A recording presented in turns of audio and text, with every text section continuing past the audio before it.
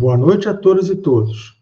As ações dos combatentes do Hamas contra civis israelenses e as de Israel contra os palestinos da faixa de Gaza constituíram gravíssimas violações da legislação internacional. De um lado, o Hamas cometeu crimes de guerra ao matar e sequestrar civis israelenses e de outros países, mantendo-os como reféns. De outro, Israel promoveu o terrorismo de Estado ao bombardear de forma indiscriminada áreas residenciais que não constituíam alvos militares. Já foram jogadas mais bombas em Gaza do que os Estados Unidos jogaram em um ano no Afeganistão. Acrescente-se o bloqueio total ao fornecimento de alimentos, água, combustível, eletricidade e o ultimato de que o norte de Gaza deve ser evacuado. Pelo Estatuto de Roma, as ações de Israel também caracterizam crimes de guerra, tendo o potencial de resultar em crime de genocídio com a continuação do cerco e anunciada invasão de Gaza. Os dois lados deveriam ser condenados de forma inequívoca por todos os líderes políticos. Mas que não haja qualquer dúvida, os palestinos têm direito de recorrer à luta armada contra a dominação e a opressão a que vêm sendo submetidos, seja diretamente por sucessivos governos de Israel ou pelos colonos israelenses com a tolerância e beneplácito do Estado judaico. O direito de resistência armada dos palestinos à ocupação e opressão foi explicitamente concedido por decisão da Assembleia Geral da ONU em 1980, que incluiu também o direito dos negros da África do Sul de pegarem armas contra a dominação pelo regime racista de minoria branca do apartheid. É, portanto, uma falácia a acusação que as ações do Hamas se deram sem provocação prévia vinda dos israelenses. As provocações vêm ocorrendo há 75 anos, com mortes, prisões, humilhações, limpeza étnica e apartheid. É evidente que o direito de resistência não justifica ações contrárias ao direito humanitário promovidas pelo Hamas ou por outros grupos palestinos. Os líderes do Ocidente foram rápidos em condenar o Hamas, mas relutam em condenar Israel, mesmo constatando o sofrimento e o aumento de mortes de civis palestinos. Israel promoveu por dezenas de anos uma política de limpeza étnica e de apartheid, sem que sofresse condenação da maioria das lideranças europeias.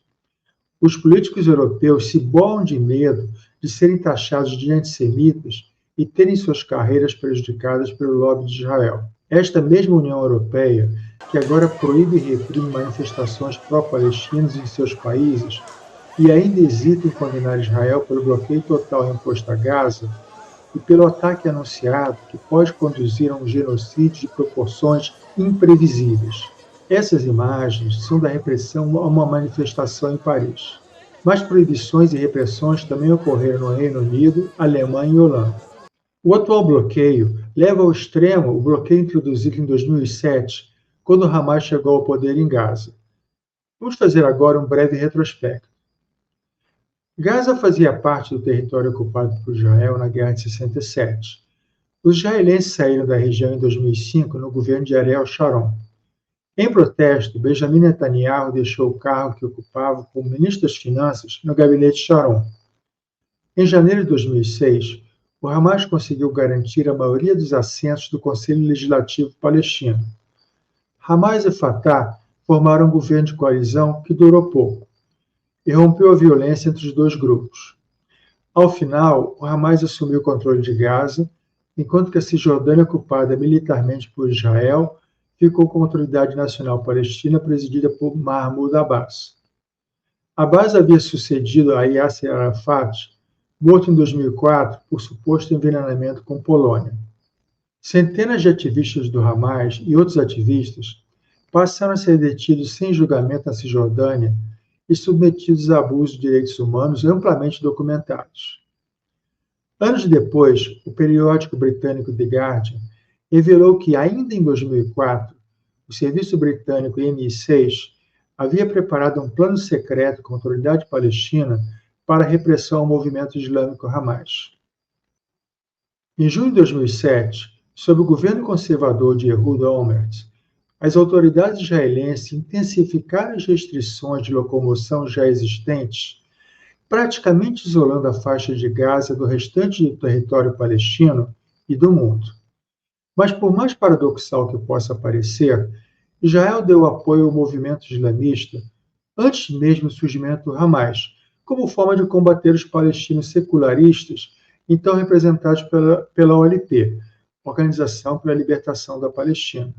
Israel cooperou com um clérigo aleijado e meio cego, chamado Sheikh Ahmed Yassin, quando ele estava lançando as bases da Irmandade Muçulmana, precursora do Hamas.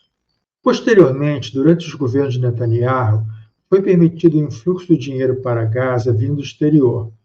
O objetivo foi o de evitar que a autoridade palestina de Mahmoud Abbas conseguisse promover a formação de um Estado independente na Cisjordânia. Esse foi o caso das vultosas verbas provenientes do Catar como forma de manter o frágil cessar-fogo. Publiquei um artigo sobre isso em 2019 no meu blog Chacoalhando. Ainda como parte dessa política de apaziguar Gaza, Netanyahu, ao reassumir o cargo de primeiro-ministro em janeiro desse ano, dobrou para 20 mil o número de permissões de acesso para trabalhadores vindos de Gaza. Mas essas medidas representavam apenas paliativos para a grave crise humanitária que assolava Gaza, como resultado de anos de bloqueio econômico imposto pelos israelenses. Vamos ver agora o impacto humanitário de 15 anos de bloqueio a Gaza. Esse mapa do bloqueio e as informações que se seguem constam de relatório publicado pela Unicef em junho de 2020, mostrando as precárias condições de vida a que estavam submetidos os palestinos após os 15 anos de bloqueio terrestre, marítimo e aéreo. Vamos ver alguns dados que constam do relatório da Unicef. O nível de desemprego foi de 46,6% no primeiro trimestre de 2022. Cerca de 62% dos 2,1 milhões de palestinos em Gaza precisam de assistência alimentar. São, então, 1,3 milhões de pessoas. 31% das famílias de Gaza têm dificuldades financeiras para atender às necessidades básicas de educação. 78% da água encanada em Gaza é imprópria para consumo humano. As restrições de locomoção afetam trabalhadores e também pacientes precisando fazer tratamento médico urgente na Cisjordânia. Esta foto é de um ponto de controle que os palestinos de Gaza precisam atravessar para ir trabalhar em Israel. Pelo menos esses conseguem obter sustento. O boicote também resultou na redução de 30% no número de caminhões de carga entrando em Gaza em 2022, em comparação com 2007. Isso para uma população 50% maior. Essa foto mostra a fila de caminhões na passagem de Karem Shalom, o único ponto de comércio de importação e exportação entre Gaza e o resto do mundo. As autoridades israelenses já fecharam a passagem várias vezes, como em setembro desse ano. É por lá que Gaza exporta 80 toneladas por mês de pescado. Para os pescadores, isso representa 50% de seus ganhos, segundo o Middle East Monitor. O bloqueio também limita o acesso dos pescadores ao largo da costa de Gaza. Não bastasse isso, o bloqueio impede os pescadores de comprar motores, hélices, fibra de vidro e muitos outros itens necessários para reparar os barcos e manter a frota pesqueira ativa, prejudicando assim o setor, que é vital para a economia da faixa. A usina elétrica de Gaza só tem capacidade para produzir até 80 megawatts. 120 megawatts são comprados de Israel. E esse total só atende a cerca de 50% da demanda. Então, Gaza já vinha convivendo com custos de energia que duravam cerca de 11 horas por dia. A faixa de Gaza constitui uma verdadeira prisão ao ar livre. Mas não é apenas em Gaza que o povo palestino vem sendo submetido a privações ao longo dos anos. O mesmo acontece com os palestinos cidadãos de Israel e os residentes da Cisjordânia. Vamos ver agora se são procedentes as acusações de que Israel promove um regime racista de apartheid, como havia na África do Sul antes da presidência de Nelson Mandela. Como tem quem defenda Israel dessa acusação, procurei por pareceres difíceis de serem refutados. A Anistia Internacional e a Human Rights Watch são organizações que, com certeza, não podem ser acusadas de serem pró-Rússia, pró-China ou pró-árabe. Na descrição do programa, eu vou colocar os links para quem quiser ter acesso aos relatórios das duas ONGs. Human Rights Watch publicou um amplo relatório em 2021 em que acusa Israel de cometer o crime de apartheid contra os palestinos. O documento publicado pela Anistia Internacional em janeiro de 2022 também relata com muitos detalhes o sistema de opressão e dominação dos palestinos vigente tanto em Israel como na Cisjordânia ocupada. A demolição de casas de palestinos e a expulsão deles de suas terras fazem parte dessa política. Consta no relatório: são instituídas leis, políticas e práticas que visam manter um sistema cruel de controle sobre os palestinos, que os deixaram fragmentados geográfica e politicamente, frequentemente empobrecidos e em constante estado de medo e insegurança.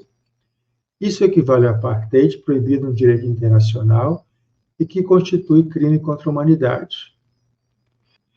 O relatório, com cerca de 280 páginas, conclui com dezenas de recomendações, das quais citarei apenas algumas. Ao Conselho de Segurança da ONU: impor sanções contra os agentes de Israel mais implicados no crime de apartheid, impor um amplo embargo de armas a Israel. A Assembleia Geral da ONU: restabelecer o Comitê Especial contra o Apartheid. Ao Escritório do Promotor do TPI, do Tribunal Penal Internacional: considerar a aplicabilidade do crime contra a humanidade por apartheid aos crimes cometidos desde 2014 nos territórios palestinos ocupados.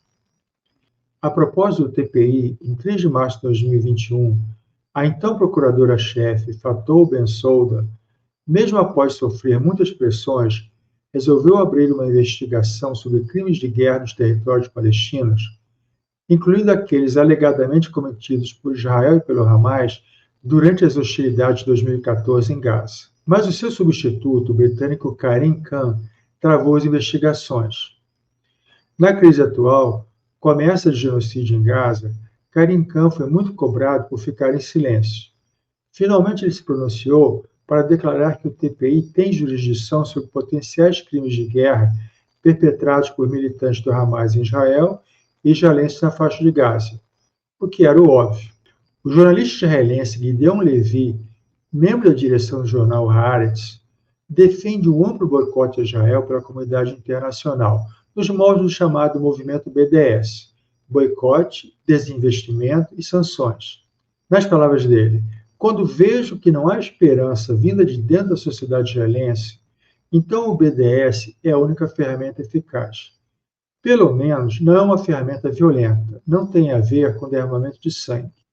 A questão que se coloca para o futuro é se é possível a conciliação de palestinos e judeus. Infelizmente, a situação talvez tenha que piorar muito antes de melhorar.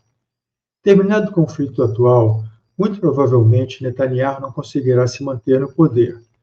A esperança de uma paz justa passa pela formação de um governo de Israel sem a presença da extrema-direita ultranacionalista.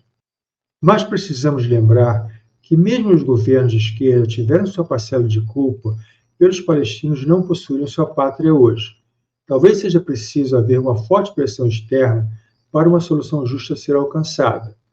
E o boicote BDS a Israel poderá ajudar nesse processo de pressão. E do lado palestino, seria preciso a ascensão de lideranças comprometidas com a convivência pacífica com os judeus. Se as prisões israelenses forem abertas para libertar os prisioneiros palestinos, poderemos ter a grata surpresa de descobrir um Nelson Mandela palestino mantido no cárcere. O já falecido ativista israelense e herói de guerra de 1948, Uri Avner, acreditava que Marwan Barghouti poderia ser o Mandela palestino. Barghouti acreditava na convivência dos estados palestino e judaico, e assim como Mandela, ele era um homem de paz. Mas assim como Mandela, ele também acreditava no uso da violência contra os opressores. Ele foi condenado à prisão perpétua por atos de violência cometidos pela organização Tanzim. Ele talvez pudesse liderar os palestinos em uma nova etapa de convivência harmoniosa com os judeus. Talvez o principal problema a superar seja que a solução de 2 estados preconizada pela partilha aprovada na ONU pode ter se tornado inviável, pelo menos nas fronteiras originais, já que as terras dos palestinos vêm sendo tomadas ao longo dos anos. Agora eles ocupam apenas 22% da Palestina histórica. A concepção de único Estado, onde conviveriam judeus e palestinos, também parece um sonho muito distante, porque a questão demográfica representa um pesadelo para Israel. Com direitos iguais de voto, os palestinos chegariam eventualmente ao poder, algo inimaginável para a maioria dos israelenses judeus. Mais recentemente, vem crescendo a ideia de uma federação de duas nações, batizada por alguns de a Federação da Terra Santa. Do que eu entendi da proposta, judeus e palestinos poderiam fixar residência em qualquer das duas nações, onde poderiam votar nas eleições locais, mas nas eleições nacionais votariam apenas para seus respectivos parlamentos. Mas isso é tema para outro programa, então ficamos por aqui. Espero que vocês tenham gostado do programa, peço que deem os likes, divulguem o programa e se inscrevam nos canais da TV Chacoalhando e da TV GGN. Lembro também que as contribuições podem ser encaminhadas aos nossos parceiros da TV GGN através da chave de Pix, jornalggn@gmail.com.